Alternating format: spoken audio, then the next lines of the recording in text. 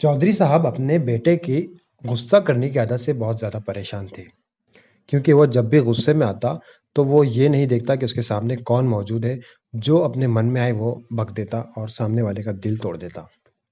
एक मर्तबा चौधरी साहब ने अपने बेटे को अपने रूम में बुलाया और कहा, उसके हाथ में एक कीलों की थैली दी और एक हथौड़ा साथ में दिया और उससे कहा कि तुम्हें जब भी गुस्सा आए, तो एक कीला इसमें से निकाल कर लॉन की ज़मीन में गाड़ देना। चुनांचे उस लड़के ने वैसा ही किया। उसे जब भी गुस्सा आता, तो वो उस बैग में से एक कील निकालता और लॉन में जाकर ठोक देता। उसे कुछ दिनों बाद एहसास हुआ कि ये कील गाड़ने का काम काफ़ी मुश्किल है। कई मर्तबा उसके हाथ पर भी चोट आई। वक्त बीतता गया और एक वक्त ऐसा आया कि उसके बैग में की सारी कील ख़त्म हो गई। वो अपने बाप के पास गया और कहा कि इसमें की सारी कील मैंने लॉन में ठोक दी।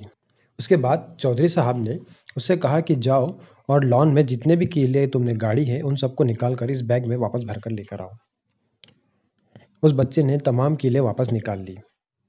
उसके बाद चौधरी साहब उस लड़के को लेकर लॉन में गए और उसे बताया कि बेटा, जब जब भी तुम अपनी ज़बान से कुछ किसी के खिलाफ बोलते हो, जब तुम गुस्सा करते हो, किसी को बुरा भला कहते हो, तो ये उसकी मिसाल ये कील की तरह है। यानी कि तुम एक कील उसके दिल में, जिस तरह तुमने इस लॉन में गाड़ी है, उसके सामने वाले के दिल में तुम एक कील गाड़ देते हो। हो सकता है कि तुम्हें बाद में रियलाइज़ होता हो और तुम उससे माफ़ी भी माँगते हो, जिस तरह कि तुमने इसमें से तमाम कीलें निकाल दी हो।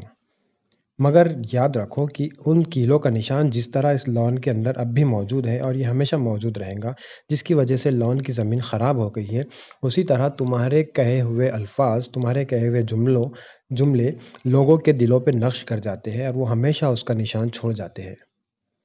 इसलिए जब भी किसी से बात करो, किसी पर गुस्सा करो, तो सोच समझ कर बोलो कि तुम क्या बोल रहे हो।